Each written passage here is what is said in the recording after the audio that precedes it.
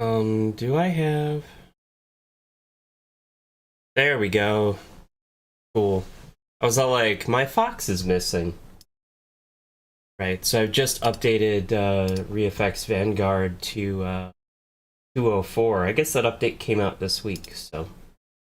Let's go into FL Studio and get started with Vanguard 2. So I'm going to take a moment, take a sip of my drink real quick, and then I'll go into kind of a dive into Vanguard 2. So before we go too far, bit of backstory. I think Vanguard came out in like 2004 or 2005, something like that. And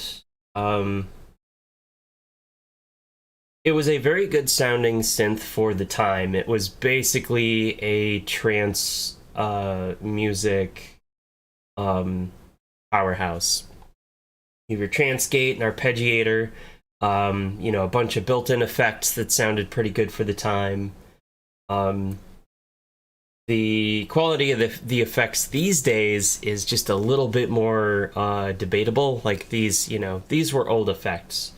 There are definitely better effects units processors out there now.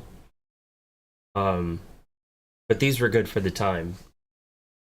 Most of this stuff did exist in the original Vanguard 1, but they've added a... Sorry. I'm getting over a cold. They've added a couple new features, and one of the new features is the distortion section over here, which allows you to add another distortion stage after the delay and reverb. It's kind of like a master distortion. So that's kind of cool. They've added a bunch of new waveforms as well. So in this next section here, these are all the waveforms that were added in this new version of Vanguard. And we'll go through all of these, how all of these sound as well. They have also added a number of different filters. So before it used to be just this left section here, and there's a couple ladder filters that were added as well. And on top of that, and this is the really, really big feature, the plugin browser, which is pretty outstanding. Check this out. You know, you used to have a very traditional, you know, 128 patches in your bank thing. You had to load in and out banks and kind of mix and match and import and export presets and, you know, kind of customize your bank that way. And what they've done is they've made a much more comprehensive plugin, or rather patch browser, that also contains previews. So if you're familiar with using Nexus 4, you're going to be right at home with Vanguard 2. So if I just click on one of these, you'll hear that it just plays a preview of that, you know, of that patch. So you don't even have to load the patch in. You can just click it once and kind of get, you know, an idea of what it sounds like. And I like that very much. And they're all categorized now too. Just like Nexus. So if you're looking for, you know, let's say I want a lead, you know, they have the leads all sorted out. They've even got the different like timbre characteristics associated with them, which is pretty cool. Yeah, so basically it's just a port of the Nexus 4 patch browser. I think they call it the library or something like that. So, and the neat part is all of the old patch banks are also included with Vanguard. You just, you know, get that when you get Vanguard, and then there's some new packs as well. So, yeah, it was outstanding for you know, for Vanguard users like myself. And on top of that, if you already owned Vanguard 1, they gave you Vanguard 2 at a discount, which comes with all of this stuff. I think they just charged me $50 during this sale, which is quite good. So yeah, I'm pretty happy about that.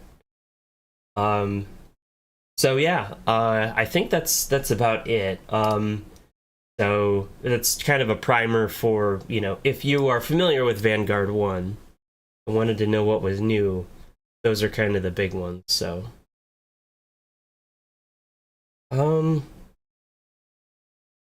yeah, and there's a number of smaller features up to here too. You can, you know, you can fave a patch or like it rather. You know, there's your typical import and export, oscillator view. Sorry about that. And you know, if you click the reFX icon, as usual, flips around in the back, shows the credits.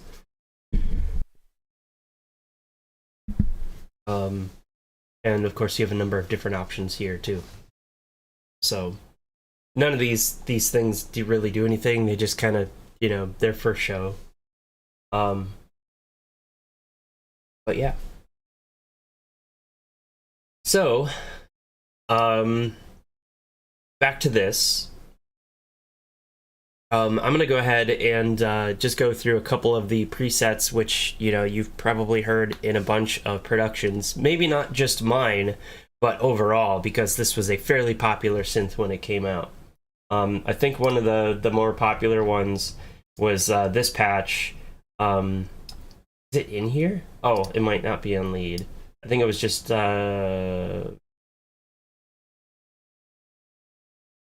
it called vengeancesound.de or something like that. Maybe it's in the factory presets. Really? It's not here either? That's pretty crazy.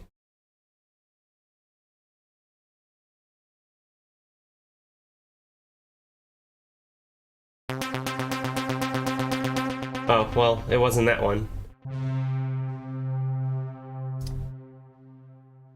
I don't know. Anyway, I'll see if I can find that one later. But my favorite one to use was simply called Magic, and it was an ARP. So that should sound very familiar because I've used that in a whole bunch of productions. You know, dating between like 2006, I think, to maybe late 2005. You know, up to like maybe 8 to 10 years later. So. There's also a recent video where basically in the first hour I kind of dug this out and messed around with a bunch of presets and whatnot. So, but yeah, comes with like 2,440 out of the box if you get the complete one, which is pretty cool. Also, I should preface this with, you know, I am not sponsored by reFX or anything like that. I'm not being paid to do this. This is something that I'm just showcasing because, honestly, I really like Vanguard. Vanguard shaped a lot of my early sound and sound design, so. Anyway, so the nice part about this edition of Vanguard also is that it starts you off with the init sound, and the init sound is just a sawtooth waveform. It's a very, you know, very typical starting point for a lot of synthesizers these days, especially if they're, you know, if they're subtractive synths. This is just kind of where you start from. Like this is the block that you start carving out of effectively. So. And you'll also notice that the response of Vanguard 2 is pretty much the same as the response of Vanguard 1. So if you look at the spectrum up here, it's kind of a gentle roll-off up here with like just a little bit of a peak, and I think that's, you know, there's some characteristic of the filter that causes that. But I'll go in more into filters later, so.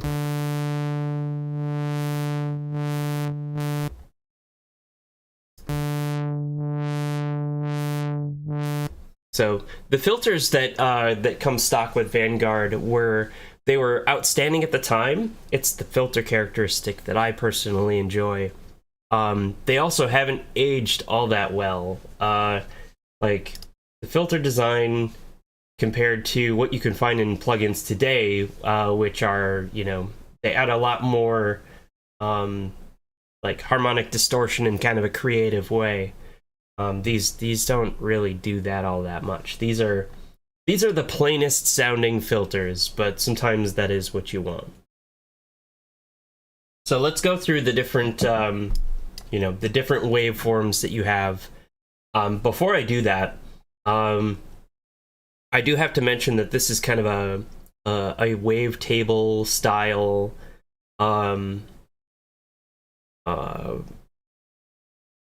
oscillator design.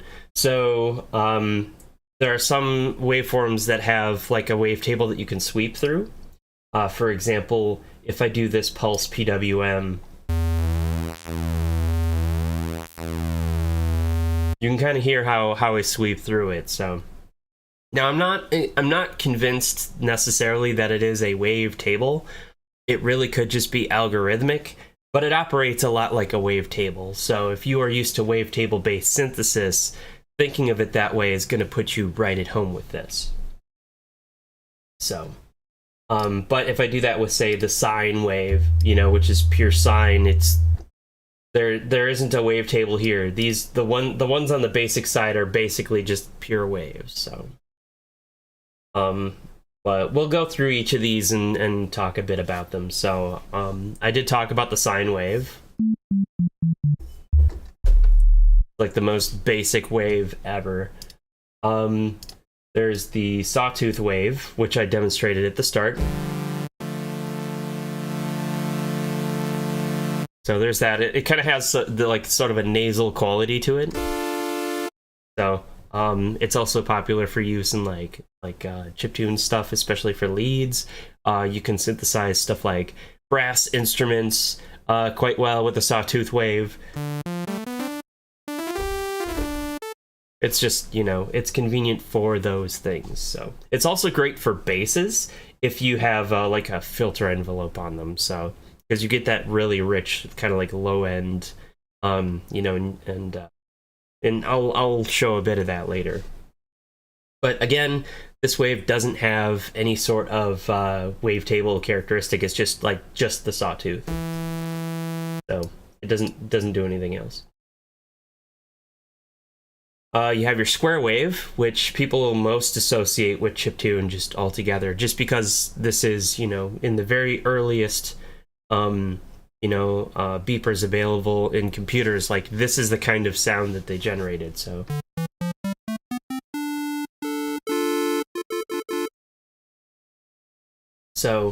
it's kind of a colder, harsher contrast to the sawtooth, which makes sense. The sawtooth is about even harmonics, and the square wave is about odd harmonics. So they're kind of complementary in that sense. Square 2 is just another square wave.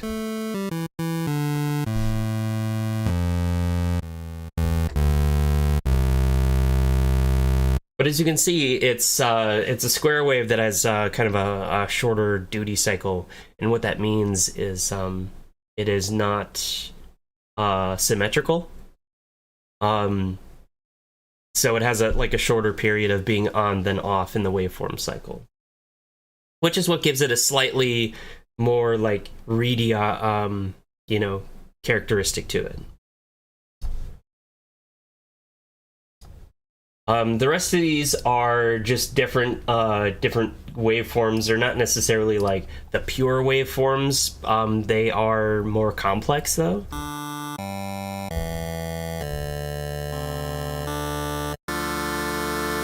So this one sounds kind of like a clavinet kind of sort of sound, or, you know, like electronic organs. There's 3 of these. They all kind of have the same sort of like sound going on, but the timbre is slightly different.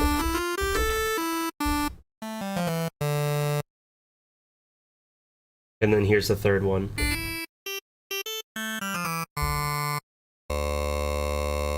So yeah, same idea, slightly different timbre for each of them. You have Saw I/O, which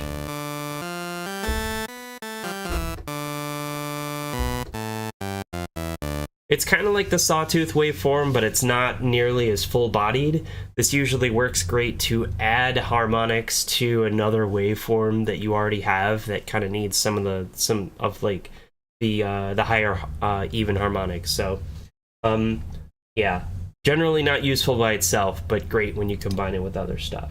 And then of course you got peak, which honestly is kind of the same deal. So you can barely hear, sorry, you can barely hear it, but it's kind of like that mosquito. Like it's just a very high-passed sawtooth, if you want to think about it that way. So that covers all of the basic waveforms. And again, these don't have like a wavetable component to them at all. So like modifying the PW knob doesn't do anything. These are always going to remain the same.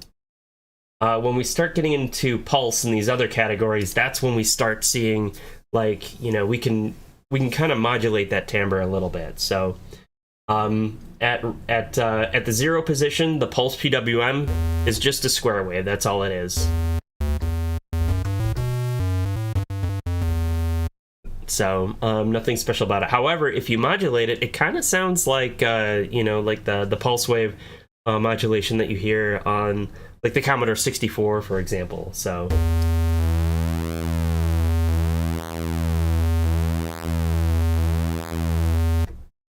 what I'm going to start doing with these is I'm going to apply the LFO, and what that's going to do is kind of help sweep through that waveform, so that you can kind of get a feel for, you know, the sort of modulation you can expect. So here's how we're going to do that. We'll just turn this up. And you can see the LFO, it operates all the time. If you use this little retrigger button here, it will restart the LFO on every note that you play. Sorry. But otherwise, it's kind of like a global, like, always running thing. And these always running LFOs are a very traditional way of doing them. Because, like in traditional synths, oscillators are always running all the time, even if their output is not being, like, you know, actually sent anywhere. They're always running. So the LFOs are by default kind of the same. So what you can do with this LFO, and I'm just going to take a really quick break to explain what I'm doing with this particular LFO, but we'll go into more depth later. What I can do is all of these knobs here control this LFO1 effectively. So all of these control LFO2, all of these control LFO3. And for those not familiar, LFO is what's called a low frequency oscillator. Effectively, it is kind of a you can kind of think of it as a waveform that it's called low frequency because it's generally oscillating below, like, the frequencies that you can normally hear. It's used for modifying other things, so you generally don't use the you know, the output of an LFO as sound. You use it to modulate other stuff, create motion in your patches. So if I use it to modulate, you know, PW in this case, what you're going to see is this gets modulated here. It might be a little hard to see. Maybe I can scale this up. Does it scale up? It does. Holy cow. Okay, I'm going to scale this up for everybody then, so that you all can better see what I'm doing.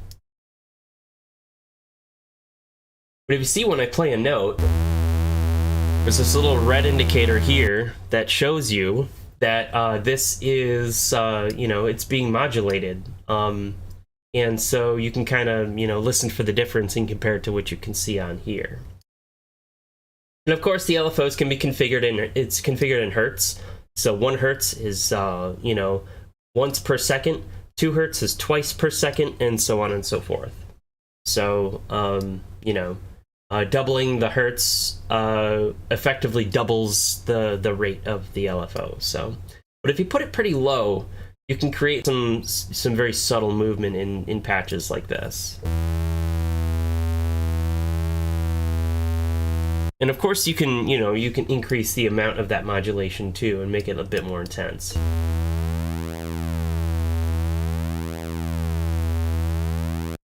Cool. So yeah, that's what I've done with the LFO here. So let's go back to the oscillators because we have a good number of these to go through. That was the pulse PWM. So I'm going to turn the turn this off here just to play it just plainly. So it sounds just like the square wave. But if I turn the modulation up, this is what it sounds when you modulate the pulse width.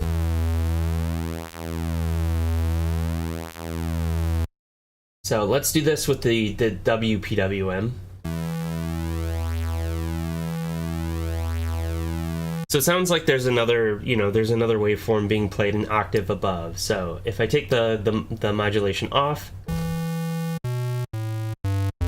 it just kind of sounds like a noisy square, right?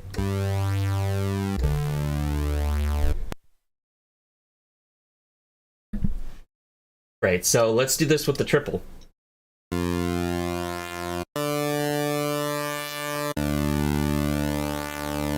So basically what it's done is it's added yet another waveform one octave up from the second. So, yeah, so those are kind of like your sort of modulated square wave type waveforms. You have bipulse.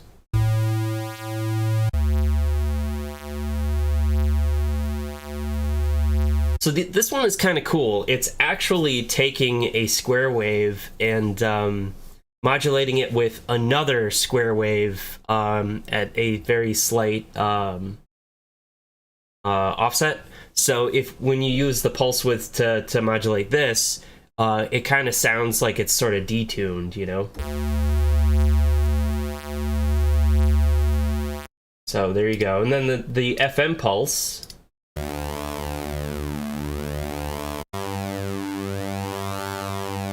So instead of applying or modulating with another square waveform, this instead applies what's called frequency modulation to it. So, describing frequency modulation, in like scientific terms is boring. Describing it as a way that helps people understand is a little tricky. But if you are familiar with the sound of like the psychogenesis, for example, then the kinds of sounds that you get out of a psychogenesis through its sound chip are generally like FM modulated instruments. So it's effectively using one waveform to modulate the frequency of another is effectively what it is.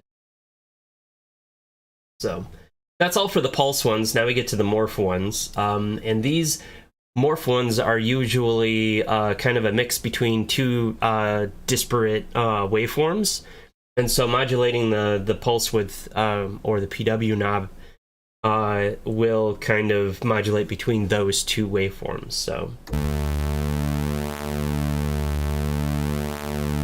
So this one is a little bit more subtle.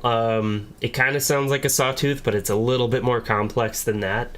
It's modulating between the sawtooth waveform and kind of like a pulse waveform that we had played before. So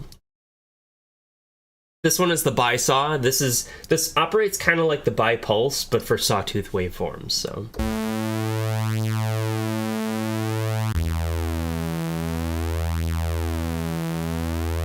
So you can see that it's using it's kind of combining two sawtooth waveforms into one, using this pulse width as kind of as a parameter. So synced saw actually applies an oscillator sync effect.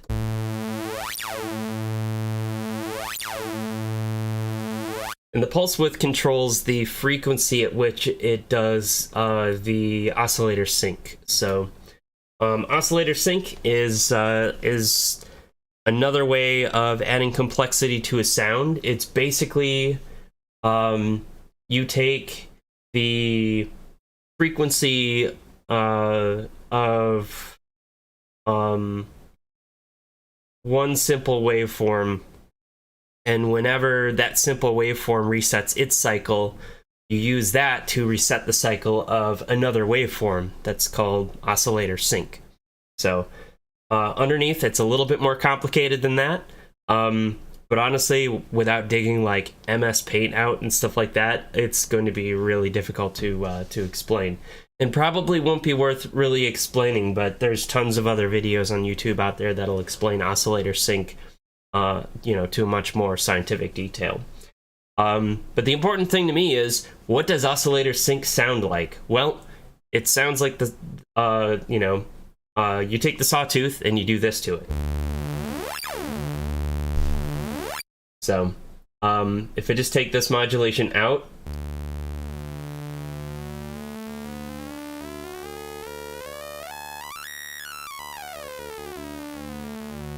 so you've probably heard that a lot in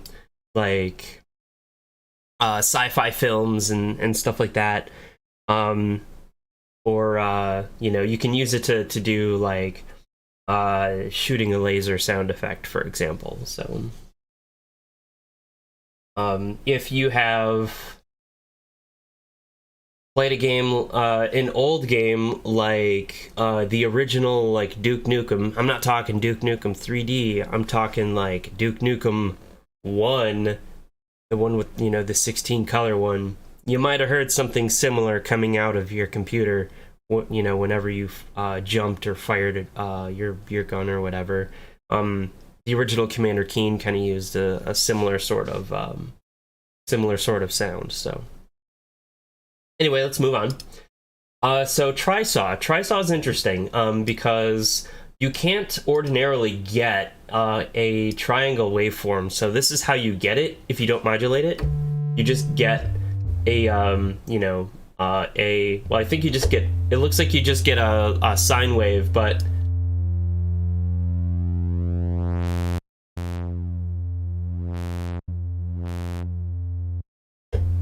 so interesting. I don't think that's a triangle waveform at all.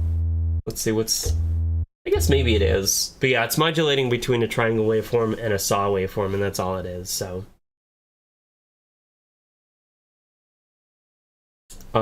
Sine and peak. So we heard the peak waveform before down here. This modulates between the sine and the peak waveform, so.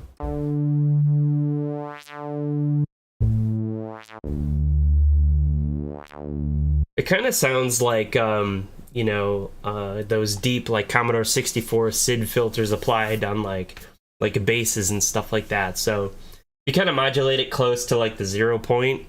You could probably get a decent, like, bass sound out of it. And that's very synth bass kind of thing. PWM. This one modulates between the, So this one doesn't modulate between two things. What this does is this takes the peak waveform that we heard before and applies its own like duty cycle to that waveform. So it's still kind of this like mosquito-y sounding waveform, but you can now modulate it, and so that's what you would use to like add some more complex harmonics to something you already have. This AJX saw. This one is a little hard for me to describe because I don't quite understand it. I just know what it sounds like, so. It's kind of like a sawtooth waveform that has, it's sort of combined with the PWM saw, so it's like, it's a stacked waveform effectively.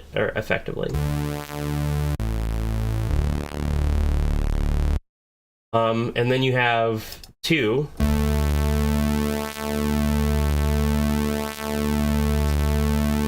So this adds, it's not an octave. is that a fourth or a fifth? I can't quite tell. Well, it's one of those, but it basically just adds another it adds another note that's not an octave to the actual waveform itself. And then Saw 3 does effectively the same thing.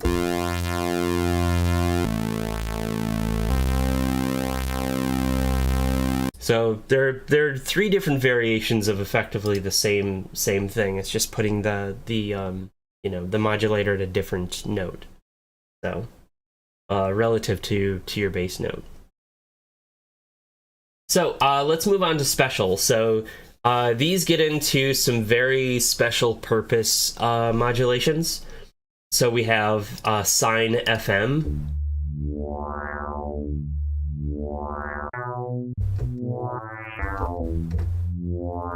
So if you're familiar with like old time FM modulated like sound effects, and maybe from arcade machines, an old Sound Blaster, or early Sega Genesis games, this is going to be a very like familiar sound, because this is the most like basic FM arrangement you can have.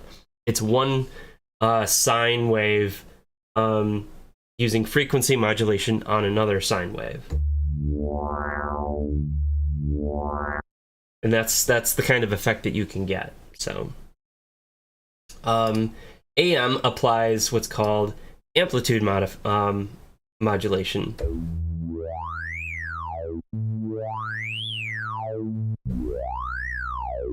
So amplitude modulation works kind of like frequency modulation, except for instead of the level of your modulator controlling the frequency of another waveform, called the carrier, this one uses the amplitude of the source waveform, and it just generates a different kind of effect, different kinds of harmonics and stuff.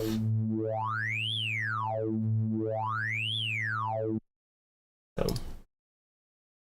R2D2.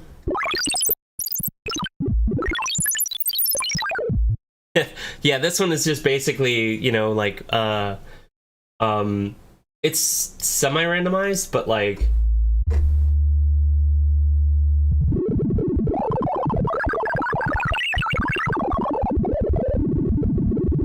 it's not fully, and the reason behind that is if you modulate this PW wheel, this actually determines how much of a range the randomization actually has. So if you only want just like maybe a little bit of randomness and just a little bit of kind of jitteriness in the notes, like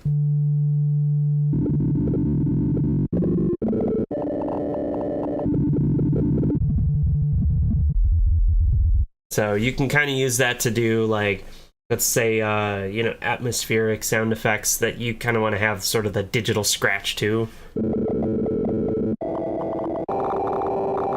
You can kind of use that, maybe at a higher pitch. So, digital is interesting because it goes through a harmonic series based on the PW value.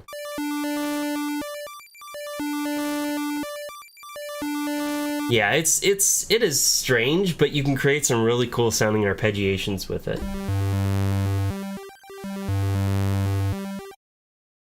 So I think it's just like, it's a combination of a harmonic series and a kind of like a bit crusher effect.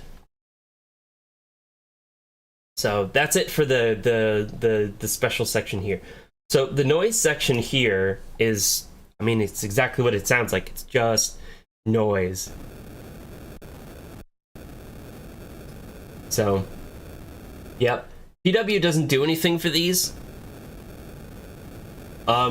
However, it is pitched noise, just like the Commodore 64, so, thought it was pitched noise, maybe it's not. Maybe I'm thinking something else. So, yep. There's nothing really special about it. I guess it is pitched noise, it just has a much wider range. Yeah, and it's also not all that loud, so. Synced noise.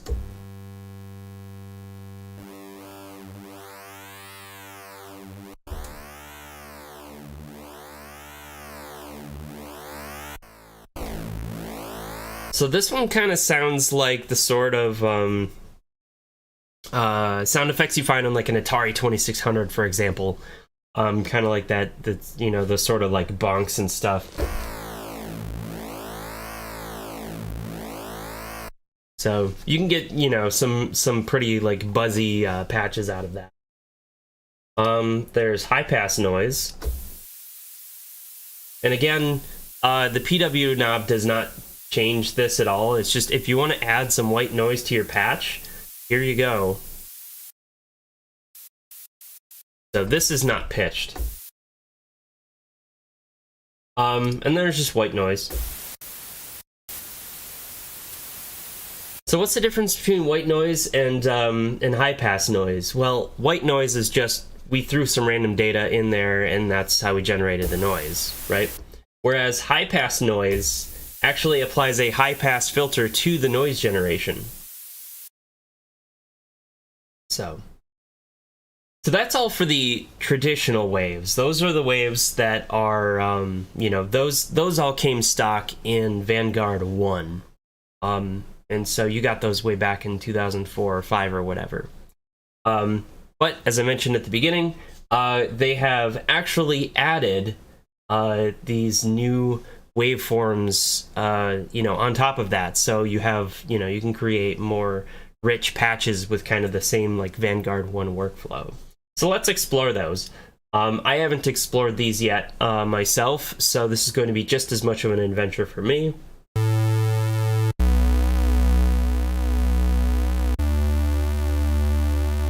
So async PWM, it kind of sounds like there's a lot of layers going on there. It sort of sounds like there's it's the same as the sort of the bipulse, but it's got you know, maybe more characteristics of the AJX saw. It's got that extra like note in there that's like a sawtooth oscillator.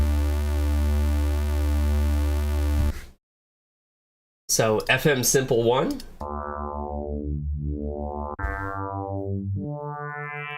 So this one is similar to the other Sine FM one that we played with. Quite a bit cleaner though, and with a little bit more of a like a linear response. So that's, you know, that's a lot more useful if you know, you're not looking for just these sharp increases in like sort of that FM sound. You can kind of, you know, make more make gradual movements and stuff with your LFOs. So let's check out FM Simple 2.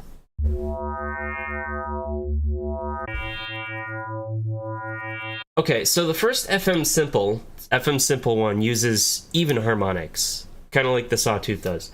The FM Simple 2 uses odd harmonics, and those are described as sounding a little bit more harsh.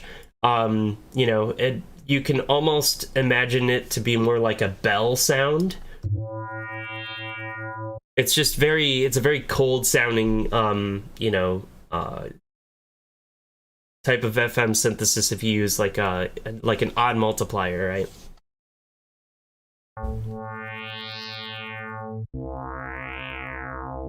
So this one I think probably uses an X4 multiplier. So again, it's the same sort of like FM synthesis, but you know, as you increase the you know, the octaves of your modulator signal, you get more complex waves out the end.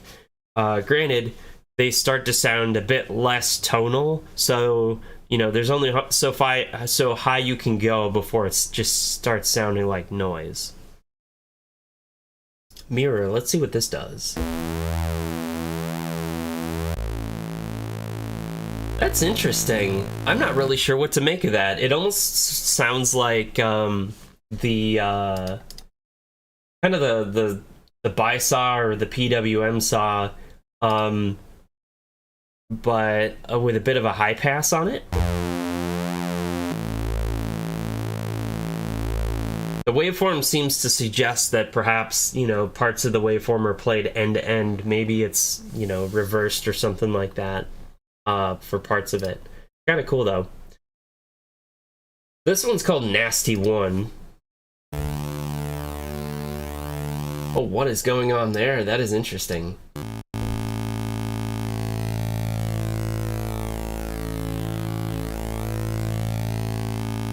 it's almost like there's some sort of like detune in there, and then they're using a bit crusher on it. That's pretty cool. So I'm just gonna do the modulation by hand for these because it sounds like these waveforms over here are fairly complex.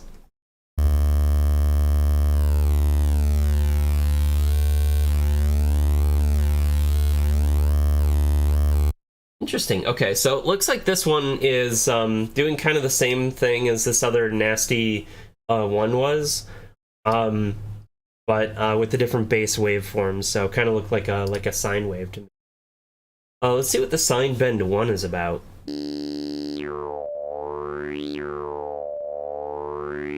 Interesting.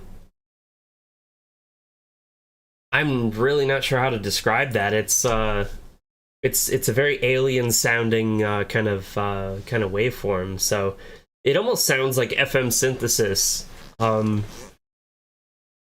it is using some very different parameters to the other ones.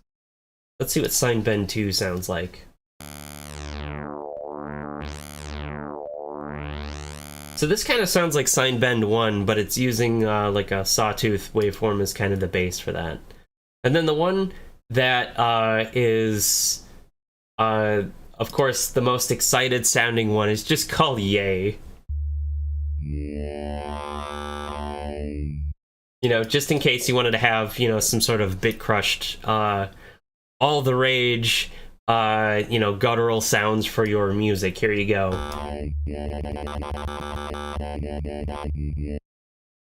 Yeah, so anyway, those are all the waveforms that you can build patches out from using Vanguard. So I went over all of the base ones. These all came in Vanguard 1. The ones in the far right column, Vanguard 2. So so there's a couple other things that I haven't touched on in the oscillator section just yet. So there's this volume knob, fairly self-explanatory. I'm going to switch back to the let's switch back to the pulse PWM so that it doesn't end up becoming boring. There we go. So the volume is pretty self-explanatory. So you adjust it, it adjusts the volume for that particular oscillator, easy peasy. This one is semitone, so this determines like the bass note that the oscillator will play. So, you know, plus 12 is an octave, plus 24 is another.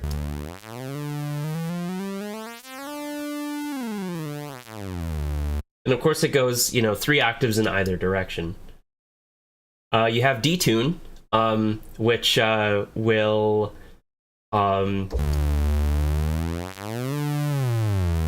it's kind of like a fine-tune knob for the particular oscillator. And then you'll notice that this fine-tune is not linear, because you can do some very fine adjustments at first, but as you start cranking it up, it starts to, you know, become difficult to really, you know, get precise about you know, the kind of detune that you want. So what you'd want to use this for is if you had another oscillator to pair it with and you wanted to detune them apart, you know, so that it kind of has like sort of phasing or flanging effect. So, and then of course the PWM knob, I did cover on this before, but if you are using a waveform that has like a wavetable like quality, this knob here will cycle through the you know, the different timbres of that that waveform. So there's a global retrigger up here, and what that does is it causes the waveforms to restart every time you press a new note. So it doesn't restart the other like LFOs and stuff like that, but it does restart the waveform. And maybe you want that so that, you know, every note that you play sort of, you know, it might restart the flanging effect that I just described you could do. As opposed to like having the oscillators run all the time, every time. So there's voices down here. And effectively what that does is it increases the number of voices if you're using the kind of like the unison effect. So if you have this turned fat to turn anything but 0, it will turn on the unison effect. And as you can see, if you turn this up, it automatically detunes the oscillators. But what's also kind of neat is if you turn it up past 63, it inverts one of the voices.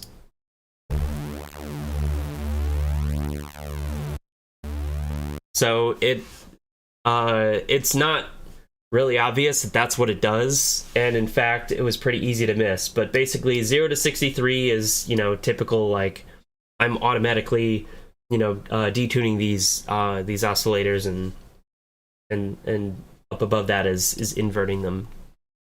So and then there's this this age knob, which I'm not exactly sure what it is actually called. But you can kind of see that it causes a bit of uncertainty as far as like the actual pitch of the oscillator itself. So my guess is that's something that you can sort of dial up if you want your oscillators to kind of be a little bit more flaky. You know, kind of emulating like the kind of wear that you would expect on a hardware synthesizer. So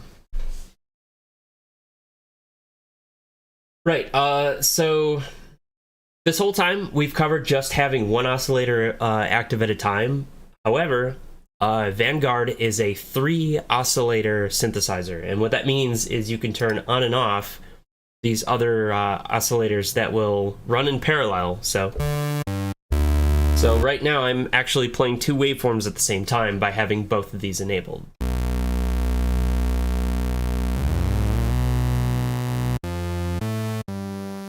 So they are all individually controllable here, and in fact they will also correlate directly to the LFO that is numbered similarly. So LFO 1 controls oscillator 1, LFO 2 controls oscillator 2, and so on. So you can have individual LFOs for each of these oscillators, and that makes them individually controllable. Sorry about that. This damn cold, I cannot shake it. Right, so far, you know, we've only covered one kind of modulation, and that is modulating, you know, the pulse width, or you know, you can think of this as the wavetable position. But there are other kinds of modulation you can do. There is, you know, these envelopes describe sort of a series of points on a graph over time that you know, that sort of dictate the you know, kind of automatically turning some of the dials for you. So if you have an amplitude envelope, what that means is you know, under the hood there's something that is actually, you know, like internally turning the volume dial for you. So so what you can do is you can have these envelopes control a number of different things. So attack is you know, how quickly or slowly, how much time it takes to go from 0 to, you know, the full value. So in this case it would be like 100% volume. Decay is how much time it takes after that point to you know, start ramping it back you know, towards 0. Sustain is the actual level that decay will go to while a note is held, and then when you release a note, releases the amount of time it takes to actually go back to 0. These knobs here, where it says level, PW, cutoff, and detune, all of these, so these 12 knobs here, so the 4 knobs per channel, all determine how much you would like the envelope to alter that particular aspect. So let's say that you don't want to have you don't want to have an envelope for amplitude at all. You can just turn level down to 0, and now suddenly you don't have any kind of envelope modifying the volume of your waveform. So but let's turn that up to 100, and I'm gonna kind of go through what each of these what modifying each of these kind of sounds like. So right now I have attack set to 0. I have decay set. I'm going to set it to just 100 milliseconds for now. And sustain and release are going to be 0. And pretty much what that means is when I strike a note, it's just going to fade out, in 100 milliseconds, and that's that. Doesn't matter if I'm holding the key or not. So if I increase the decay, you can kind of hear that it takes longer and longer to fade out. So, if I increase the attack,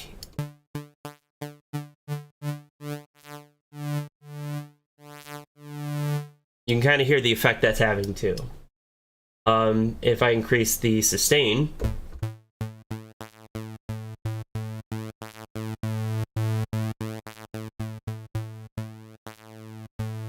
so effectively what that allows you to do is, for instruments that are supposed to have like kind of a pluck effect, or something that just instantaneously happens, but isn't like part of the sustained part of your patch, you can have that like fade out or just kind of remain at like a low level afterwards. And then of course with release, we're gonna need to release is useless if sustain is 0, but let's see what release happens. You can... I wish I could show you my MIDI event.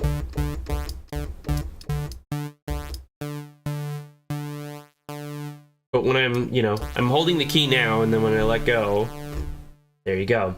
So, fairly simple stuff. That's about like the simplest envelope you can have in a synth. So, that's just another thing that I really like about, Vanguard is it is about the simplest damn thing. It is a fairly unsophisticated 3 oscillator synth. So so what you can do with let's say instead of level, I'm going to modify the pulse width, the PW knob. So let's set everything to 0 except for decay. And let's turn off this LFO as well, because we're not going to need it. So you can kind of hear what happens.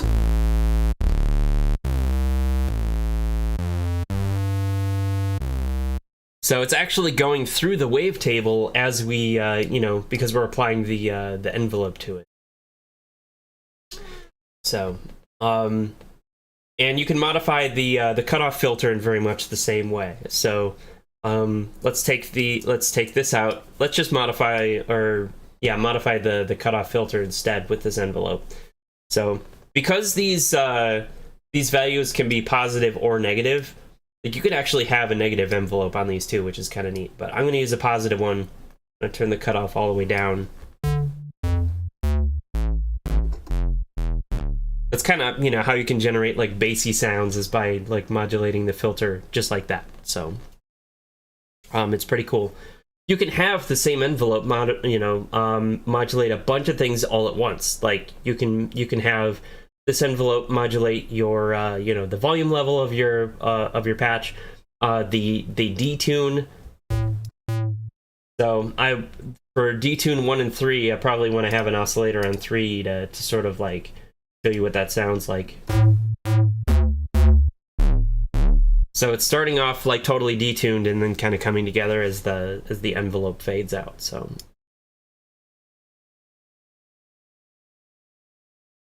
yeah, that kind of describes the envelopes. Of course, you can do pitch modulation there.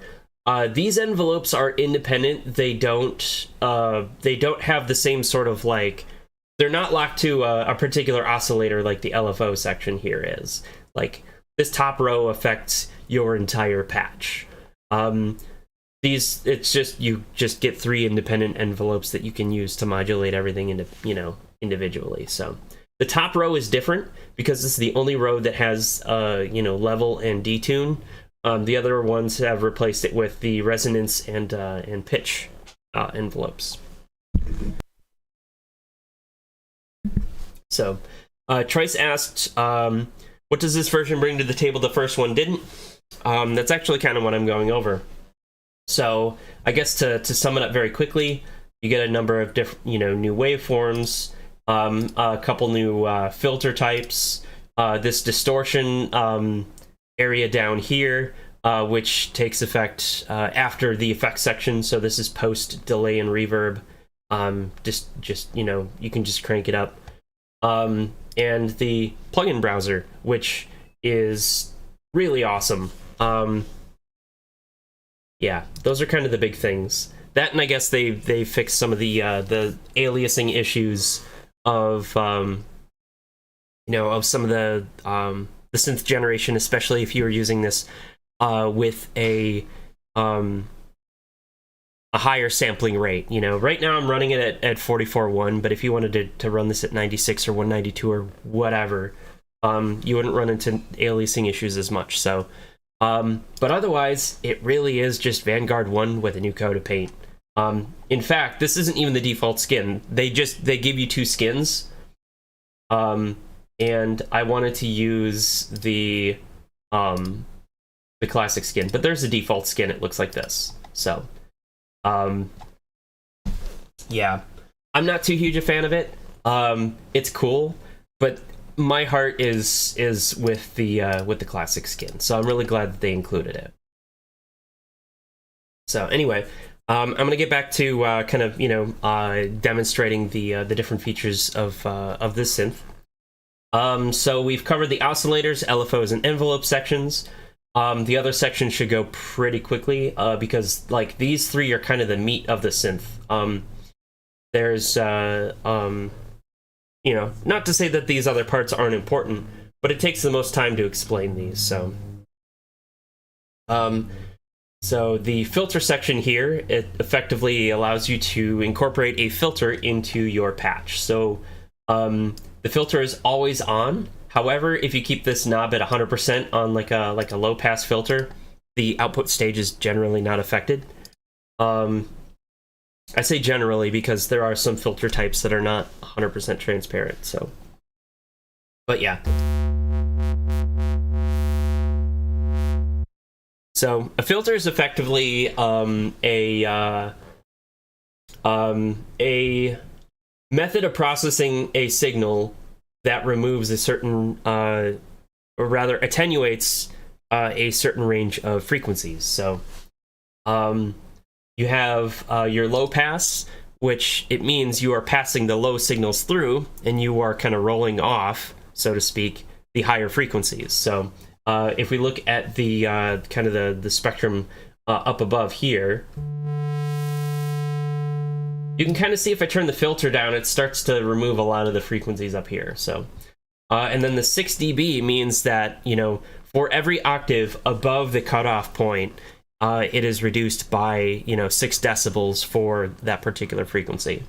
So the higher the decibels, the sharper the filter. So if I go up to 12 and start modulating this, you kind of hear that it's got a bit more of like a nasal quality to it, and then 24 is it's a very it sounds like a pretty stark difference. It's not a soft roll off at all. And then of course on top of this, you have another knob that sort of modifies how cutoff works. It's called resonance, and what resonance does is right around sort of like your cutoff point, it causes a bit of a louder response. So that's sort of, if you're familiar with, how distorted like 303s and stuff like that sound, or psytrance synths and stuff like that, like, we love to abuse the resonance knob for that. So effectively, if I take, let's put this at maybe 50%. If I start cranking up the resonance, there's kind of a frequency that sort of stands out, right? And that is actually the cutoff point. Now, if we move this this cutoff filter with resonance turned all the way up,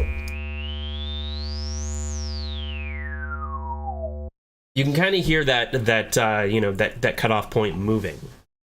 So, so resonance just exaggerates that sort of effect. Yeah, so there's a number of different filter types, and of course I'm going to go through all of them because, this, in order to really get a good feel for the synth, you kind of got to know how all of the different filters sound, right? And every synth has a 24 decibel low pass filter, right? But they all sound different. So I'm going to go ahead and I think what I'm going to do is I'm going to modulate them just so that it's easier for me, because then I don't have to keep moving the cutoff filter myself. But it's also easier for you to kind of hear, what that sounds like. So let's see if I did it right. There we go. I'm gonna turn this off too.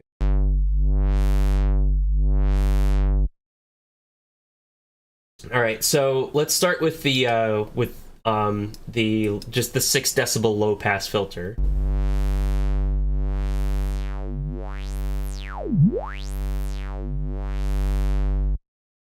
Let's do the 12 decibel.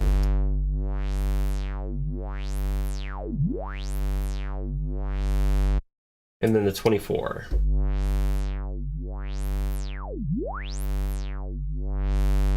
So these might not sound a whole lot different modulating this slowly, but it will make a pretty big difference, especially when you're doing like basses and stuff. So if you are, planning to use a low pass filter for the patch that you are working on, absolutely switch between the 3 and pick the one that sounds the best. But I wouldn't really focus too much about like, what your how sharp the filter should be until like close to the end of, when you've gotten your patch most of the way there. So I like to start with 24 because I like exaggerated effects and then kind of dial them back if I don't want them. But if they sound good exaggerated, well, it's a lot easier for me because otherwise I get too timid to get more exaggerated with my patches.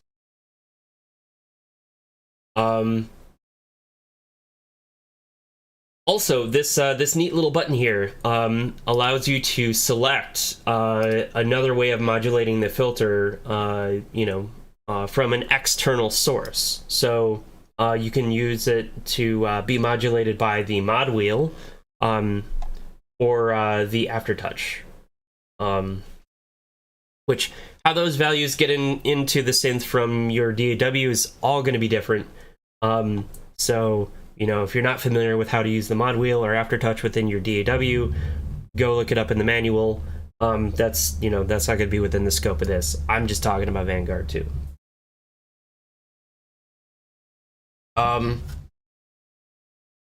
So for some filters, there's also a drive knob. Not all filters have it, but if it does appear, I will tweak it on in this video, to kind of demonstrate that. So anyway, that was low pass 24 dB. So here's high pass, and high pass is it's the opposite of low pass. It's basically allowing the high frequencies to come through and cutting out the low ones.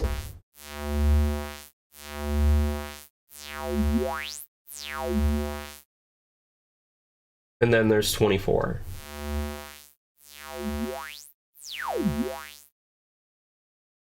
You have band pass. Band pass is interesting because it's kind of a combination of the two we just talked about.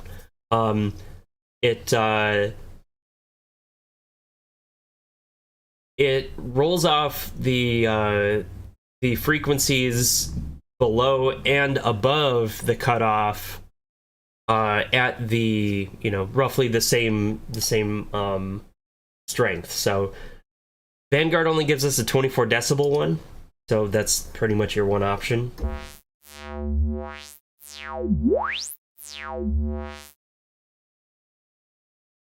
And then notch filter is kind of like the inverse of a bandpass, where it creates kind of a notch. It cuts out a very narrow band of frequencies at the cutoff point.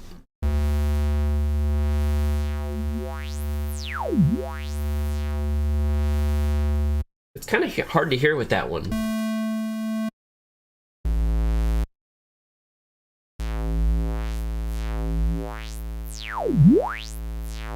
And the notch and low is just a combination of the notch filter and the it's not a combination like it doesn't apply both filters to the same signal. It applies the same signal to both filters independently and then sums the output. So formant filters are kind of interesting. These, I really should just play a note and sort of describe it.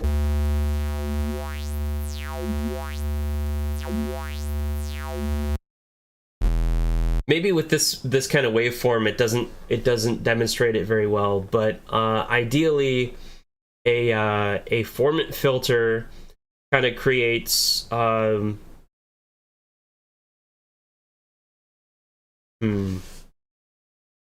do I really describe this? I don't know. You might have to look up what a formant filter is online, but I'm most familiar with them being used to create sort of like throaty kind of you know, modulations to synths and stuff like that. So they're kind of used to sort of mimic like the sort of chambers that you know, are in the you know, like our vocal cords and throat and stuff like that. Sort of mimic the effects of, you know, a signal through that. So I don't know what SHP is, but this looks like it's, you know, it's a combination of two different filters.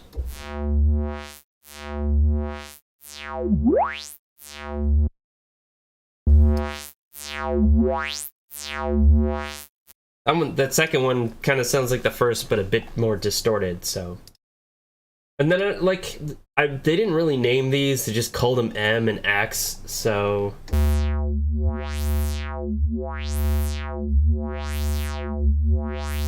there's just something really strange about it, especially in like this resonance range right here.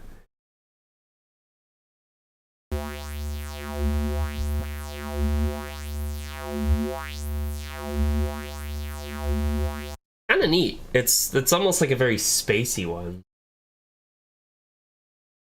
And then there are these ones called ladders. So my guess is they are trying to sort of emulate like a ladder filter that you would find in analog electronics. So the reason it's called a ladder is because of how it looks. Kind of like on a schematic, it sort of looks like a ladder with a bunch of different rungs for, you know, with different resistor values and stuff like that.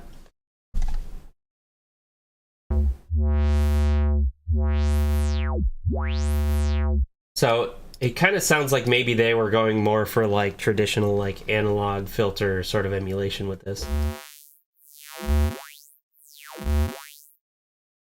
Bit of distortion in that one at the high resonance. Interesting. All right. Anyway, those are the different kinds of filters for Vanguard 2. So I'm going to play around with those again when I have perhaps a more complex tone instead of just, you know, a square wave. But anyway, let's talk about these other two knobs here, key track and velocity track. So when you are playing notes on your keyboard, if you want to make it so that you want to have a higher filter value for the higher notes, you can turn this knob up and it will do kind of like a subtle curve for those.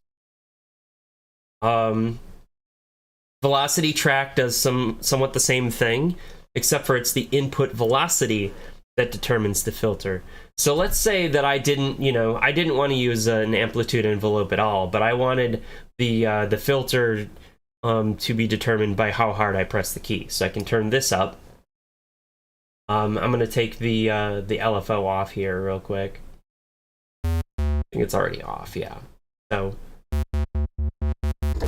if I press, here it is. So I'm pressing the key very soft now, but if I press it harder, oh, I have to actually turn this up.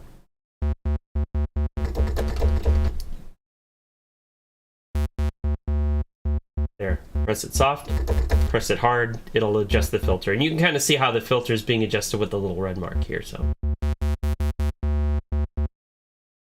So yeah, that's what key track and velocity track do. And incidentally, key and velocity track work the same across everything on here. So if you see those two things anywhere, they all work the same way, just for their particular sections.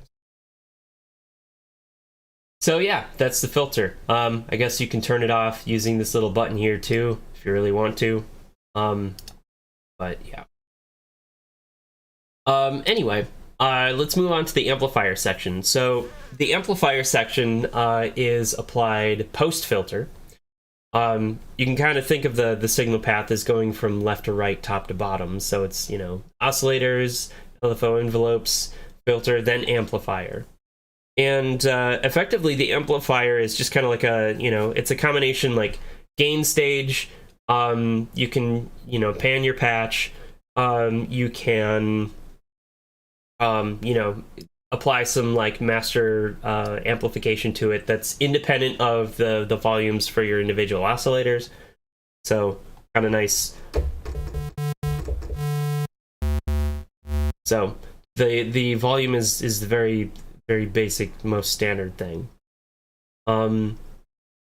So pan is exactly what it sounds like. You can apply the pan pot, pan something all the way to the left or to the right. And of course there's the velocity track. So if you turn this to 0, then no matter how hard you press your key, it won't actually affect the amplifier. But if you set it to 100%, it's a 1-to-1 like kind of thing. So spread is interesting. Spread is it will alternate the panning for each individual note. So if I turn this up a little bit and start playing some notes,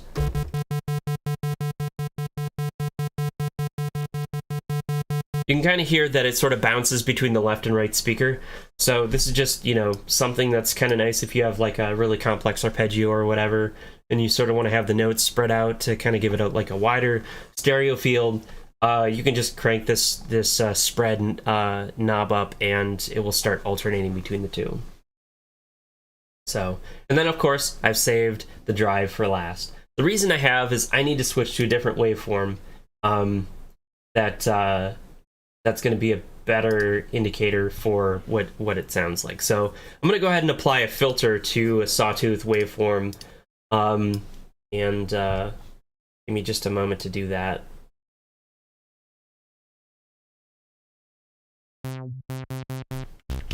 There we go. So I'm going to start applying some drive to this.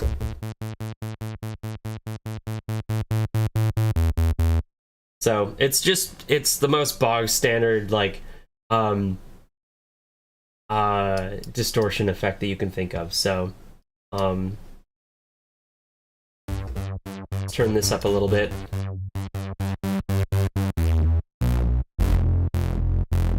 So there you go. Very basic distortion. So that's that. So yeah, so we're through all of that. Let's go on to the transgate. So the transgate is something that syncs to your host's tempo. So my host tempo is set to 140. If I turn on the transgate, you can kind of hear that it's like sort of cutting the sound out to a rhythm.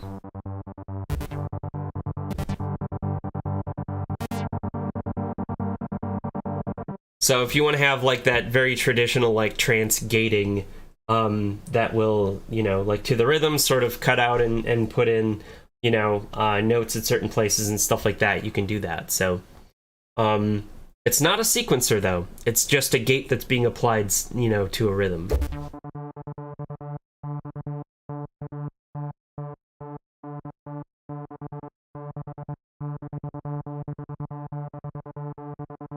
And of course it's, you know, very customizable. The neat part about this is you can sort of, you know, alter the way that the trance gate works using a few of these knobs. For example, the mix knob.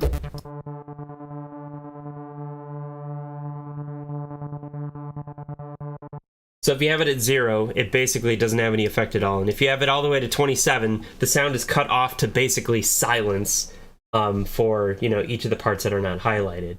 Contour makes it so that instead of like harder cutoffs, it sort of adds a bit of a like a, you know, kind of an attack and decay, like a smoother transition between on and off. Here, I'll turn this back up.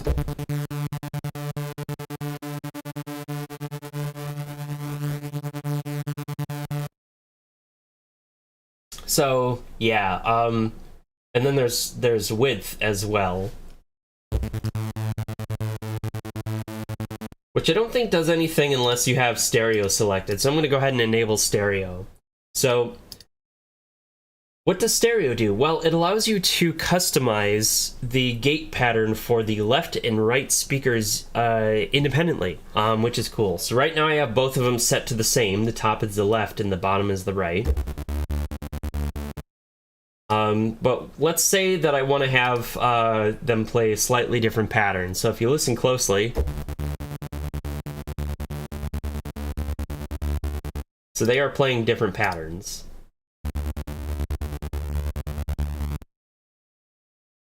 And then what width does now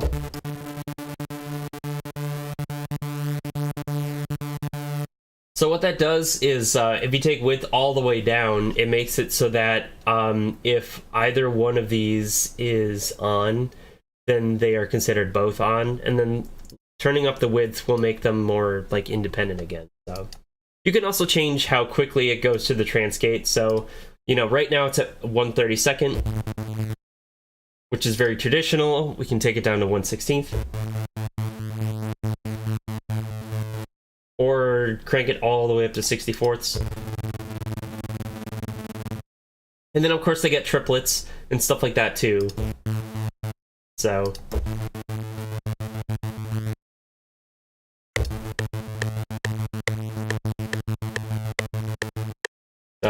yeah, triplets, fun stuff. Yeah, and then of course, like with many of these other effects sections down here, there are individual presets that you can select for just the trance gate section. So this one is called Prophecy. And of course you can, you know, you can copy and paste and all that other fun stuff.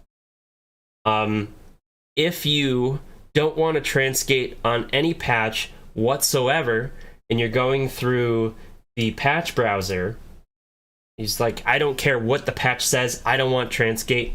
You can go in here and click global off. And what that will do is no matter what patch you choose, it will not activate the trance gate, even if it's powered on by this thing. So, and you can do the same thing with delay and reverb as well in the arpeggiator. Which is especially handy because sometimes it's like I'm not looking for a trance-gated synth, but I still don't know what I want. So there's that. Delay works just like how you'd expect a tape delay to work.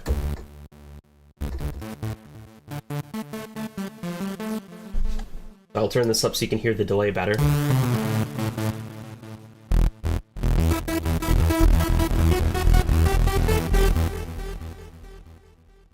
So yeah, there's a number of different knobs here, and so mix determines how much between your wet and your dry signal there is, a dry signal being the input and the wet signal being the output. So if you turn it all the way up, it's actually 100% wet, so like your input signal won't come through at all. So it just kind of sounds weird. But at 50, it should be at a 100-100 mix.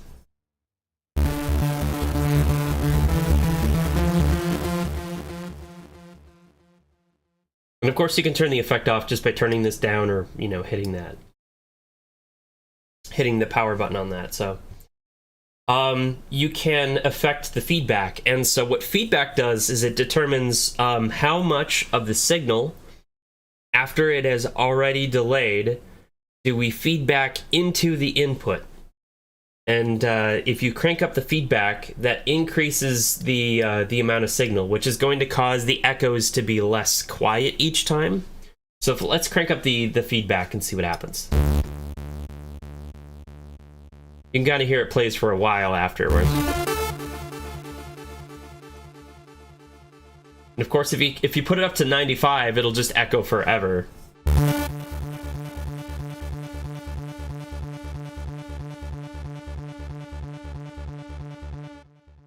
So of course we don't want that, but I don't know, unless you're writing some really like atmospheric stuff and you just feel like want to donk once at the beginning of the track and then just have it play forever. So yeah, there's modulation here. I'm not entirely certain what this does. Honestly, I haven't experimented enough with modulation on delay. If I had to guess, you know, it allows you to like affect the time in between like the individual delays to kind of break up, you know, like the monotony of delays being on a rhythm, which I like to do by hand. I do that with the delay 3 effect, and I can show you how I do that at some point. Not tonight, but you know, another time.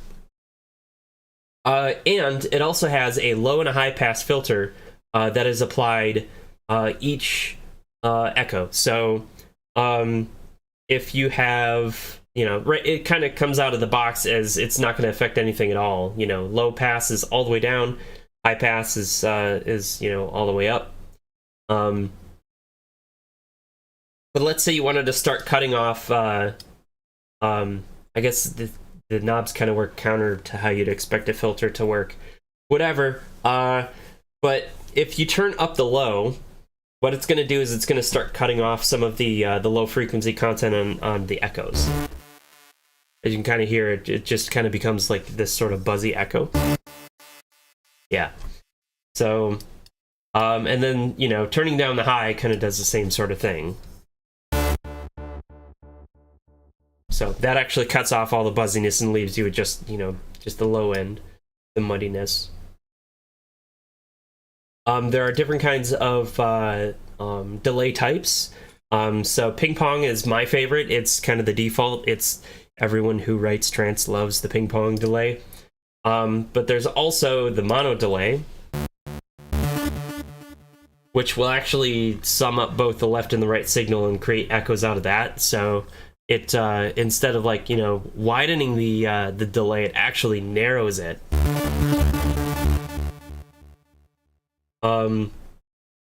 You've got stereo, which will basically it's your very run-of-the-mill delay. It does you know, the left echoes to the left, the right echoes to the right, and so on and so forth. There's cross, which is just like the stereo one, but it swaps the channels. So that might be handy if for whatever reason you're using the stereo delay and you have some notes that are, you know, accumulating a lot of, you know, a lot of sound.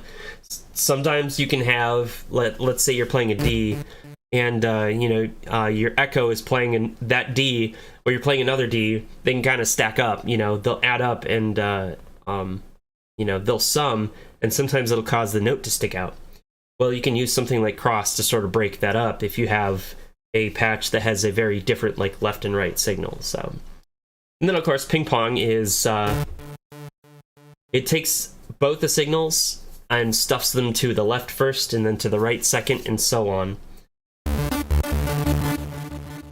So we like that because it kind of causes the sound to bounce all over the place. And then there's widen. And what this does is it kind of works differently than a delay with feedback. Instead, what this does is it takes the right signal and delays it a certain number of milliseconds. So if I delay it by 1 or by 31, that's all it does. It's just a one-shot delay, basically, of the right channel. So anyway, that's it for delay. And just like before, there's a global off here. Let's move on to reverb. So reverb is kind of like a simulation of the acoustics of a room, the acoustic response of a room. So there are generally not a lot of spaces in your everyday life that don't have some kind of sound reflection, right? Even in your room, when you're talking, you can sort of hear the room around you as you speak out to it. A notable exception are rooms that are designed specifically to reduce these sorts of echoes and stuff, like ISO booths, when you have your vocalist performing, sort of thing. However, you can usually apply reverb to a more like creative manner, and so what this allows you to do is create spaces that really just don't exist. They're just very spacious, kind of like that. It's almost like you're in a large metal room, right? So we like to use it to really give space to where these synths are being performed. So just like the delay before, if you turn it all the way down, it's 100% dry. You turn it all the way up, it's 100% wet. And then of course, in between, which is 64, is 100% both. So I generally don't go too wild with reverb because reverb very quickly buries a sound. So I'll kind of take that down, to like 20 to 30. Sometimes if it's a busy mix, even less.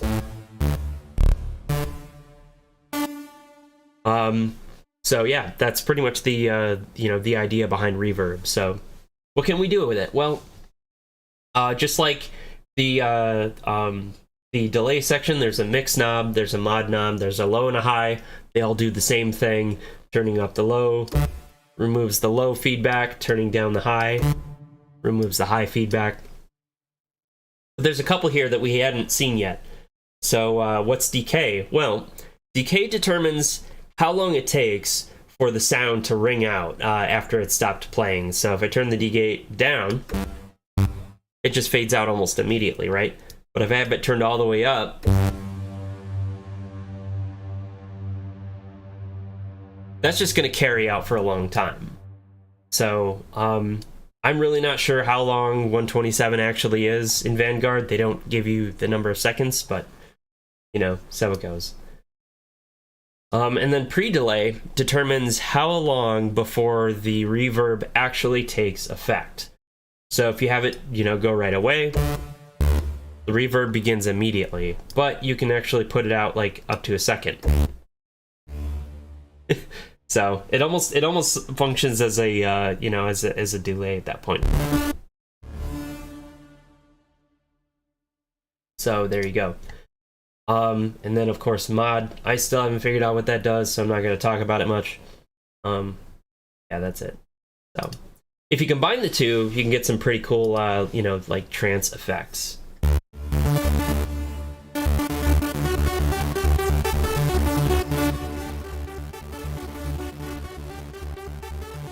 I forgot how long I set that. Yeah, we're done with that. Okay. So the reason I turned these effects back on is because I wanted to highlight the distortion section next. So distortion does increase the level of your output sound. So I'm going to turn that down. Because if I turn this off, like, it definitely adds a few decibels to the level of it. So be careful when turning this on if you have it like cranked up, because you will scare the pants off of yourself. Anyway, so let's crank up that distortion.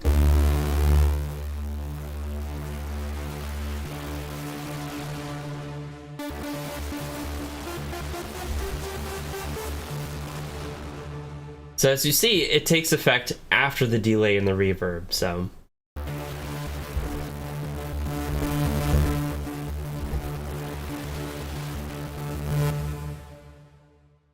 And there you go. So there's that. I'm going to turn those off. I'm going to turn these off. Let's explore the arpeggiator. So if you turn it on by itself, it doesn't sound like it does a whole lot. I'm going to actually... So that we can hear the different effects better, I'm going to go ahead and turn this, the filter stuff back on. So right now I'm just holding the one key, and it's playing the same note over and over again. And what the arpeggiator does is it'll take the notes that you play into the keyboard, and then it will cycle through them. So if I play, you know, D in an octave here, it'll just hop between the two notes that I'm holding down. And this is 3 notes. So this is useful if you want to make like a really, you know, if you want to make like a sick trance arp, and you want to do so, you know, very, very easily in the piano roll. You just want to write in chords and have it arpeggiate those. Like that is what the arpeggiator is great for. If you turn up the speed,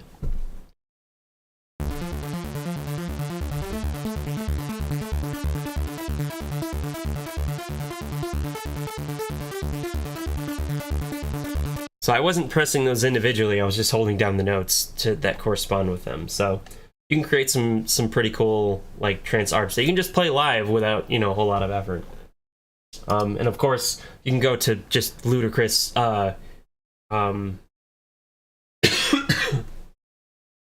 ludicrous speed, basically.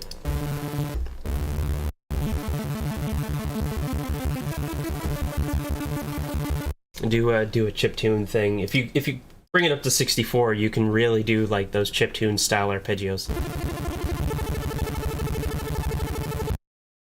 And there you go. So let's take this back to Reason here for a minute, and explore some of the other things here. So gate is interesting. What it will do is, even if you have a particular speed, you can choose the length of the individual notes that get played. So what this will do is it'll actually cut the notes off after a 30-second.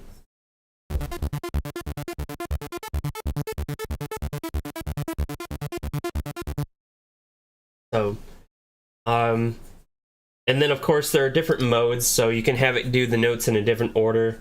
Like down is...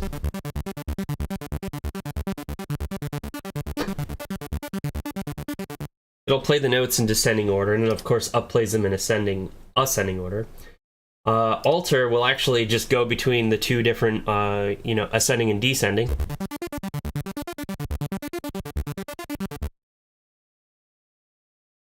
Ordered will be based on the order in which you play them. So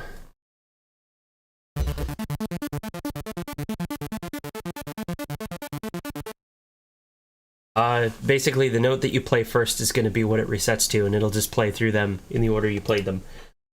And then random is, well, exactly what it sounds like. So if I just play this chord here,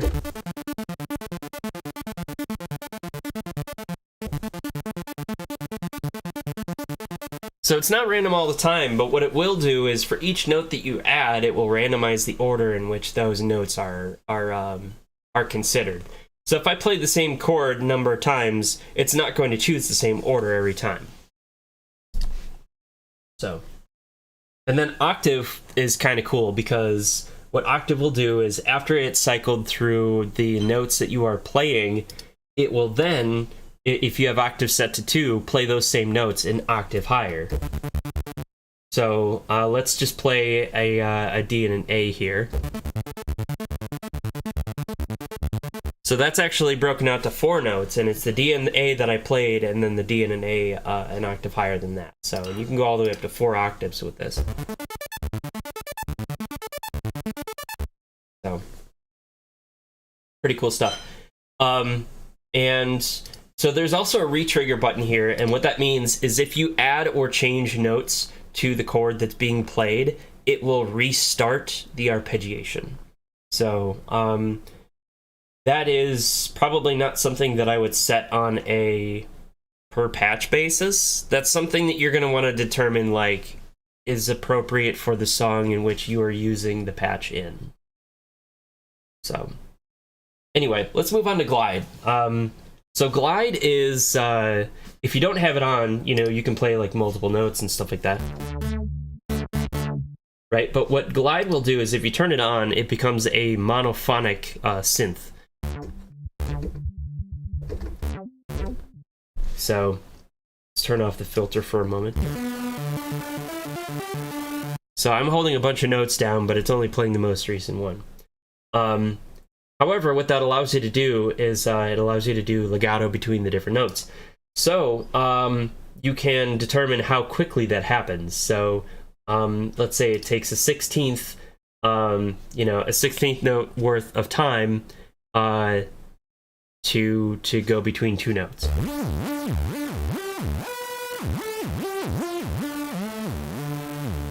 So that's how you can do sort of like pitch bends on demand. If you have glide turned on and you hold one note and then you hold another, it will take this amount of time to go between those 2 notes. So if I make it a quarter note, it takes longer. So, and that's that. Pitch is kind of interesting. It allows you to use. It allows you to customize the pitch bend range. So ordinarily, if you have, I've got a MIDI controller with pitch bend.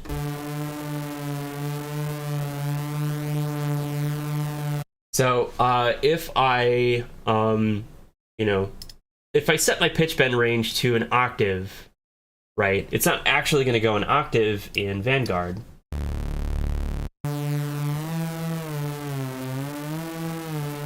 So why is that? Well, that's because of the pitch bend range section. So what this means is for every octave that you have pitch bend set to in your DAW, it will move this number of semitones. And that means it's only moving up a major second. So if we wanted to go up a whole octave per octave and basically just kind of, mirror exactly what the DAW is sending it, we can set that to 12, set that to an octave. And I'm controlling that pitch with the pitch bend wheel on my MIDI controller. So, and you can also have it go, up to 2 octaves per octave. So.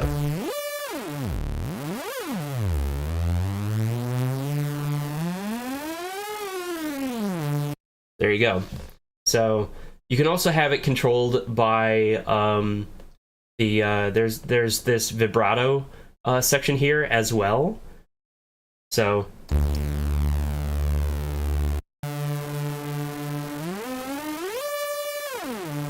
as you can see, the pitch bend isn't actually changing this. However, if you have Aftertouch or mod wheel support, you can use the mod wheel to actually start affecting like vibrato. So, or you can just have it on all the time and vibrato will take effect immediately.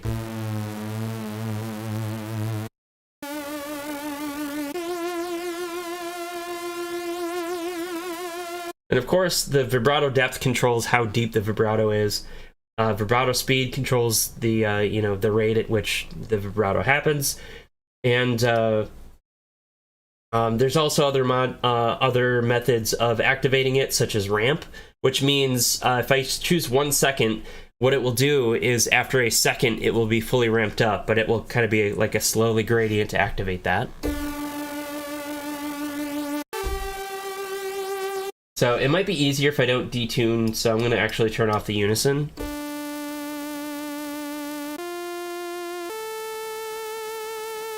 Kind of like that. I'll make the depth larger too, so you can kind of hear the difference better. And then you can also control it with, the mod wheel, the aftertouch, these other ramp settings, or just, turn it on or off yourself. So easy peasy.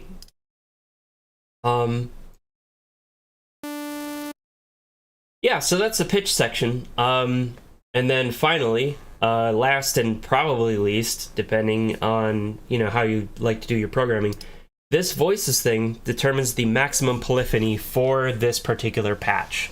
And what polyphony is how many keys can I hold down and have it still register without overriding my other ones?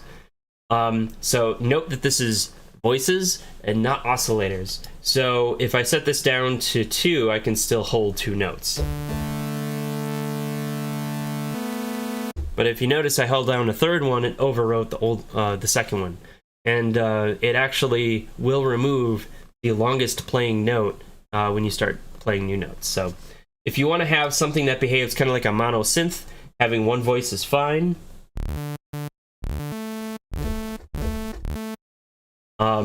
But yeah, otherwise you can kind of use this to sort of limit your CPU usage so that you don't go completely overboard, especially with, synths that have like a very long, release envelope or whatever. And of course you can just crank this all the way up to 32.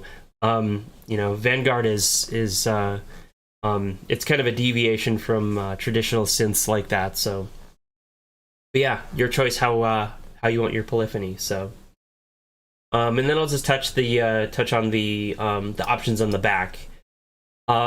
So these three up here control whether or not MIDI is allowed to send messages to Vanguard.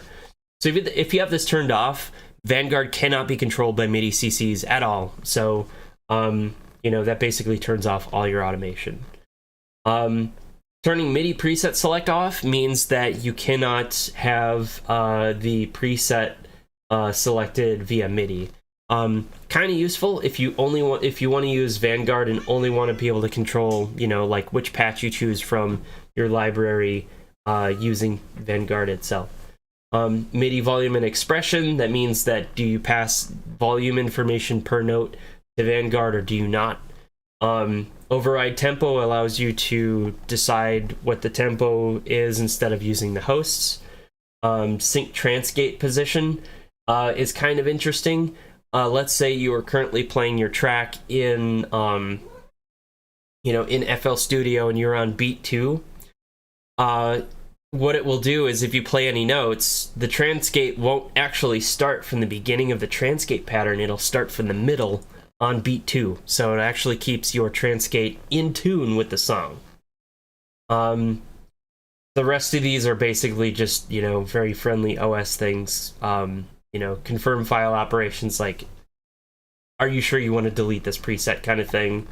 Unbounded mouse makes it so that you are, not limited to the window for like mouse movement.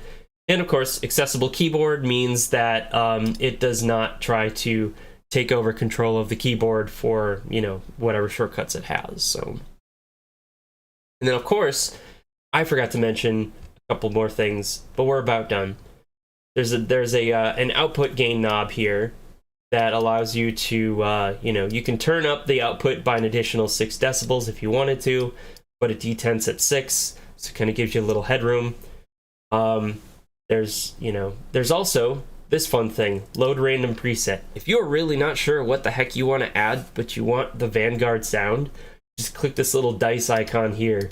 It'll just pick a random thing out of your, out of your library. So this patch is called Vanguard.